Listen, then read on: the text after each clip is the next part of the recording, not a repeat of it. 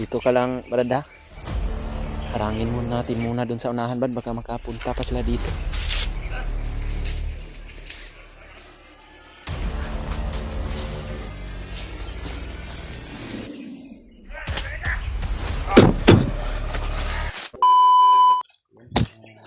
Mga tol.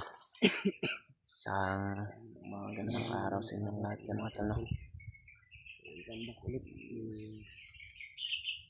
Sa ngayon po mga tol ay dito pa rin kami sa bundok mga tol, pero patuloy pa rin kami sa paglalakbay mga tol.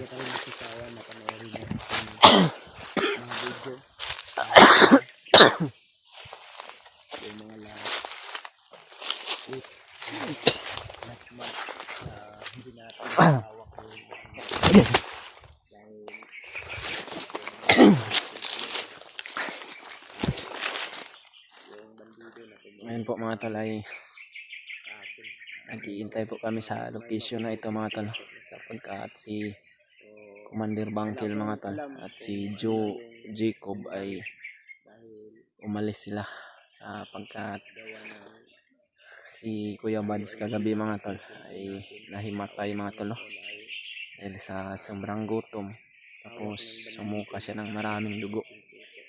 Kaya sabi ni Commander Bangkil na magpahinga lang daw muna kami dito at babantayan namin si Kuya Bads, at sinama niya si Jacob mga tol. Naghanap po sila ng mabilhan ng pagkain, kaya ngayon mga tol ay hinihintay pa rin namin sila dahil hindi pa nakabalik mga tol. Nag-alala na rin ako sa sitwasyon nila Commander, kung saan na sila ngayon dahil ilang oras na hindi pa sila nakabalik mga tol. Pero ang sabi niya mga tol ay mag-iingat daw sila at babalik daw siya dito mga tol, na magdala daw siya ng pagkain para makakain daw si Kuya Bads, at magbili din daw siya ng tubig, yung mineral mga tol.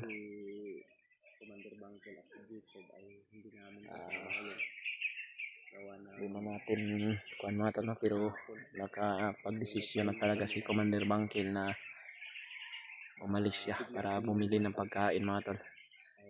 Yung habilin niya lang na wag daw kaming aalis dito dahil babalik daw sila, at siguraduhin daw nila na makabili sila ng pagkain para may makain daw kami mga tol, si Kuya Bads, at may mainom.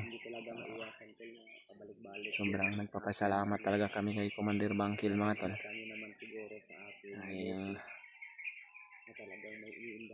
Tumulong talaga siya para maligtas si Kuya Bads at makababa kami. Pero patuloy pa rin kami mga tol sa paglakbay patungo doon sa bayan, sa pagbaba ng bundok. Pero ngayon ay hinihintay lang namin si Commander Bangkil, at kung darating yun ay magpapatuloy na kami. Maraming salamat po sa inyo mga tol sa wala ninyong sawang pagsuporta sa amin, sa pag-share niyo po ng video sa mga kasama namin, at sa inyo pong mga dasal mga tol. Salamat po talaga mga tol. Kaya ngayon po ay ayan, kasama namin si Kuya Bads.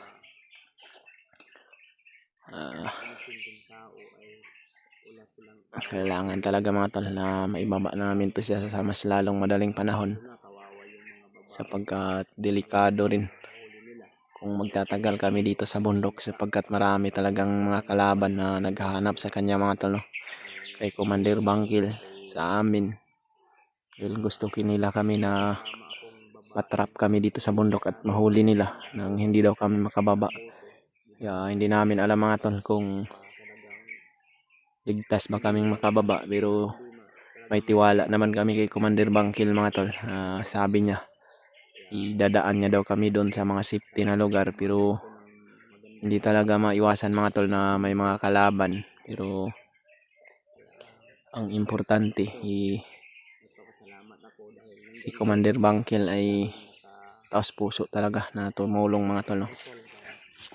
Kaya sobrang malaking utang na loob din namin kay Commander Bangkil ang kaligtasan ni Kuya Bads mga tol. At hindi talaga kami nagsasawang magpapasalamat palagi sa kanya. Ngayon, nagsakripisyo na naman siya para makakain ko si Kuya Bads. Umalis siya mga tol, kasama si Jacob. Sana makabalik sila ng ligtas.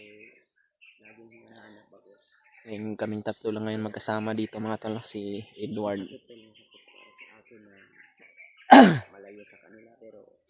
Sabi ni Commander Bangkil mga tol, hindi daw kalayuan. Mga ilang araw na lang o 2 araw o makarating na daw kami sa paanan ng bundok. Sana lang makababa kami ng ligtas. At huwag po kayong mag-alala mga tol, sapagkat itong mga video na ginagawa namin ay lit upload na po ito mga tol. Dahil alam naman po namin mga tol na namomonitor talaga kami ng mga kalaban. Yung mga video namin ay lit upload na po to. Hindi natin alam mga tol, i-upload namin tong mga video na ito, pero makaando na kami sa baba ng bundok dahil yun yung sinabi din sa amin ni Commander Bangkil na mag-lit upload kami sapagkat ramdam niya daw mga tol na gumagana pa daw yung monitoring sa kanyang katawan na nilagay ni Commander Bagnot. Lagi kaming nasusundan ng mga kalaban minsan mga tol. Nung nakaraan nga si Commander Butakal ay biglang humarang. Buti na lang hindi kami nakita. Dahil naramdaman ni Commander Bangkil mga tol, malayo pa lang si Butakal. Ramdam niya na talaga na may kalaban. Kaya yun, nakapagtago kami.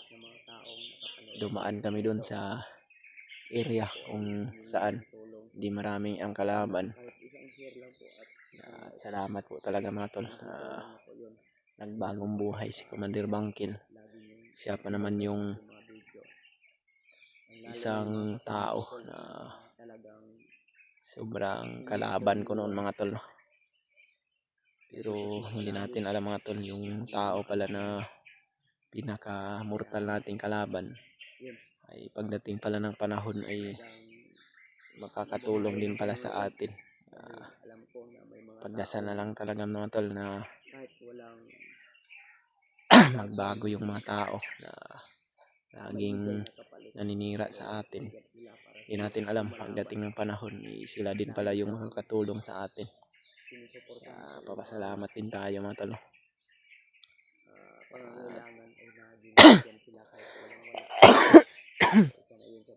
Kami ni Brad Edward mga tol ay lagi kaming nakabantay kay Kuya Bads para hindi siya mahuli ng mga kalaban sapagkat mahina pa talaga yung katawan niya mga tol.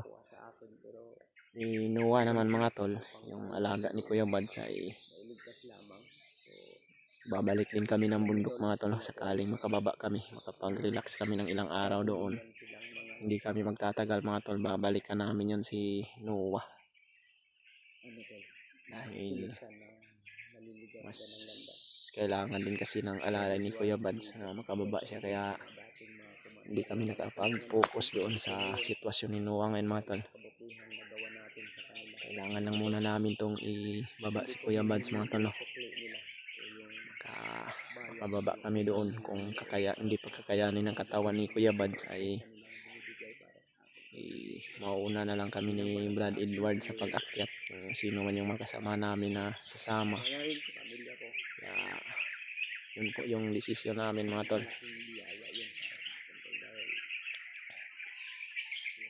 Ang ginagawa lang talaga namin ngayon mga tol ay doble ingat lang po talaga mga tol, sapagkat nasa isip po talaga namin palagi na marami yung kalaban na naghahanap ngayon, lalong-lalo na monitor na talaga nila ngayon na magkasama na kami ni Kuya Bads, ni Commander Bangkil. Hahabulin talaga ng hahabulin nila si Commander Bangkil mga tol. Kaya kung ano man din yung magagawa namin gagawin talaga namin mga tol para kay Commander Bangkil din mga tol. Masuklian din namin yung mga nagawa niyang kabutihan, lalo na hindi rin madali yung mga sakripisyo na pinag-iwanan niya mga tol. Matagal na panahon na rin na namumuno siya sa kanyang mga tauhan, pero yung mga tauhan niya rin mga tol ay tapat pa rin sa kanya. Nakakapanghinayang lang mga tol dahil yung iba niyang tauhan ay napas lang ang dahil sa para lang din po sa kaligtasan namin kay Kuya Buds. Yun yung humarang mga tol sa mga kalaban nung nakaraan na humahabol sa amin. Binuhis nila yung buhay nila para lang sa kaligtasan ng kanilang commander na si Commander Bangkil kay Kuya Bad sa amin. Kaya pas puso din po talaga kami nagpapasalamat sa kanila mga tol. Pero may mga tauhan pa naman si Commander Bangkil mga tol na naiwan doon sa kanyang kampo. Hindi man namin masisigurado mga tol kung mababalikan namin yun, pero sakaling mga tol na mayroon kaming extra na pera, makabili tayo ng bigas mga tol o dilata, madalhan din natin yung mga tauhan ni Commander Bangkil na naiwan doon sa bundok para makipagharang sa mga tauhan ni Bagnot. Hindi pa man natin alam mga tol kung buhay pa ba sila ngayon, pero alam ko naman mga tol no, na maninigurado din yan sila na hindi sila mapahamak dahil sabi nila mga tol, mayroon din silang mga pamilya na nag-aantay sa kanila. Sayang na lang yung panahon na sabi namin sa kanila isabay na sana kaming bababa, pero mas ginusto nila mga tol na magpaiwan para makalayo lang kami sa mga kalaban dahil nilusob kasi kami doon sa kampo mga tol. Kasama yung mga tauhan ni Kubutakal, marami sila mga tol, kaya ayun, takbo kami, binuhat ko si Kuya Buds. Yung mga tauhan naman ni Commander Bangkil ay nagpaiwan para sila yung makipaglaban. Yung iba nakasunod, pero yung iba mga tol ay wala na talaga, hindi na nila nakayanan yung sobrang dami ng tauhan ni Bagnot. Kaya nakakalungkot mang isipin mga tol, pero wala na sila. Pero hindi kami mapanghinaan ng loob mga tol. Sabi ni Commander Bangkil, marami pa naman daw siyang mga tauhan na iiwan sa bundok. Hindi niya man daw alam kung buhay pa ba yun, pero may tiwala din sa mga tol no, na makasakali makababa din yung mga tauhan niya, dahil sinabihan naman namin yan mga tol, kung sakaling makababa sila tumawag lang sila sa amin. Binigyan naman namin sila ng mga cellphone number namin para makuha din namin mga tol.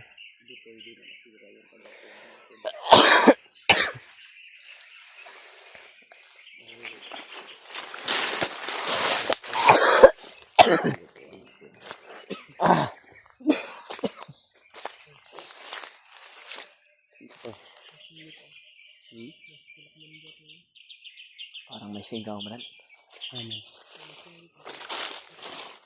Kaya yun sila commander na yan.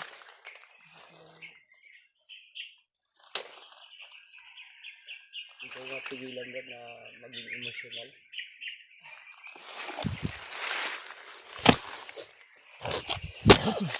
Tingnan ko lang muna saglit, Brad. Meron talagang mga busis.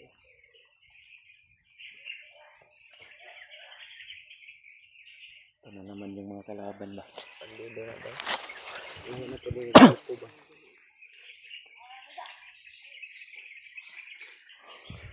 Brad, dito ka lang Brad ha? Harangin muna natin muna dun sa unahan Brad, baka makapunta pa sila dito. Ikakabir natin si Kuya Buds.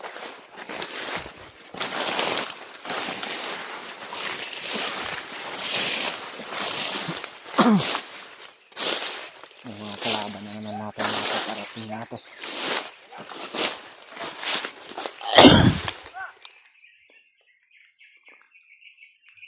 Yan.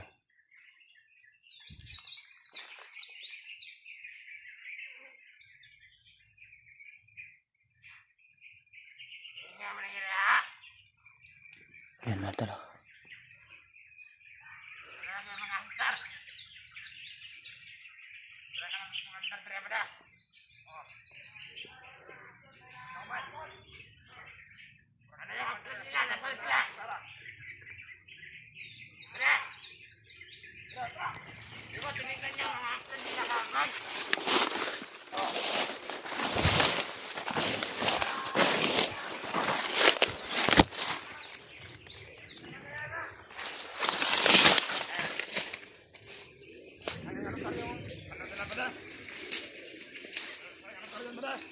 Ewan.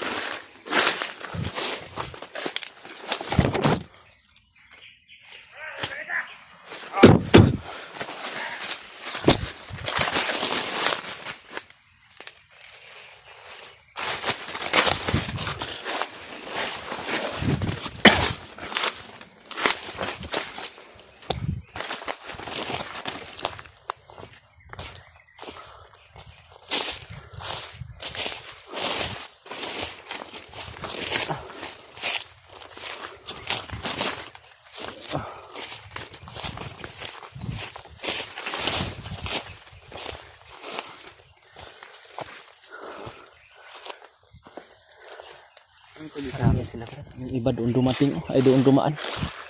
Sa unahan. Wala sila Commander Bangkel. Kala ko nga kung sila Commander Bangkil na. Tauhan ng kanya Butakal o Mga tauhan ni Bangnat yun. Butakal. Hindi tayo pwedeng umalis dito bro. Dito yung lugar na sinabi kasi ni Commander Bangkil na huwag tayong aalis ba. tago ka. Ito dari Bangkel. Konten niya Bram, kasi yung sa yung tuloy ko konten. Tabunan. Oh, kamunong tabunan. Kasi doon. Ah, dito oh, magkwanta ngita tag ila area ni. Taguan na to pero di lang ta kay ta mulayo.